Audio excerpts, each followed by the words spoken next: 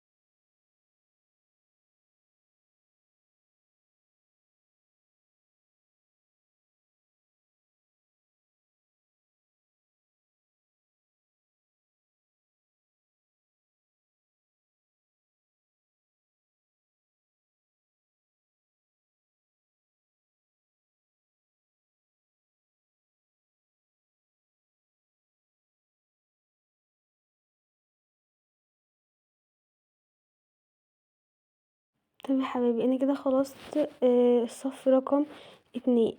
عشان اعمل ايه بقى، عشان اشتغل في الصف رقم تلاتة برضو برتفع التلات سلاسل بتوعتي وبلف الشغل وبدخل في البريد الامامي بتاع الغرزة في حرف الفي اللي هو من بره زي ما انتوا شايفين كده، عشان يديني شكل بارز كده في العينة بتاعتي، تمام.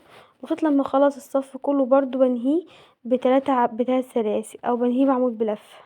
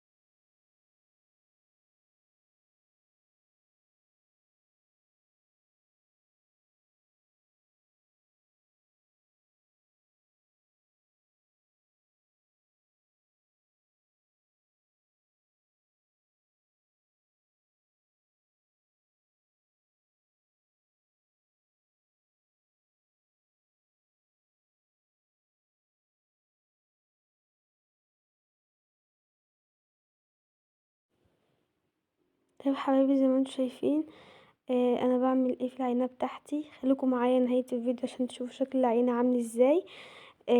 أتمنى إن شاء الله إن هي تعجبكم وإن انتم تقدروا تعملوها، وهي فعلًا سهلة إن شاء الله، وكلكم تقدروا تجربوها وتعملوها. تمام، ده شكل الغرزة أهو. هابدأ أكرر إن أنا أشتغل العمود بلفة تاني، بس باشتغل في حرف الV في الجزء اللي هو من برا. تمام. هتفضل ده تكرار العجينة بتاعتي لحد ما اخلصها. اتمنى ان انتوا تكونوا معايا في الفيديو لحد دلوقتي، وان شاء الله يكون الفيديو عجبكم وتكون العجينة عجبتكم.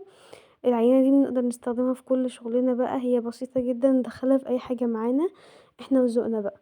تمام، هخلص العجينة وارجع لكم.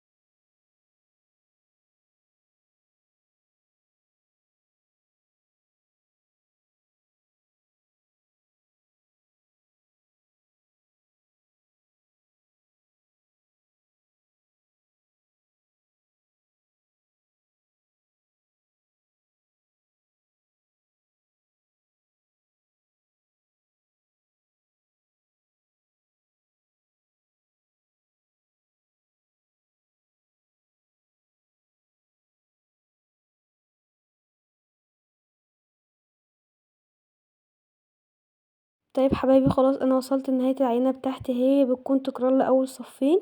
تمام. اتمنى تكون العينة عجبتكم وتكونوا استفدتوا من الفيديو وتكونوا وصلتوا معايا لحد دلوقتي. ما تنسوش تشتركوا في القناة وتفعلوا الجرس عشان يوصلكوا كل جديد. السلام عليكم ورحمة الله وبركاته.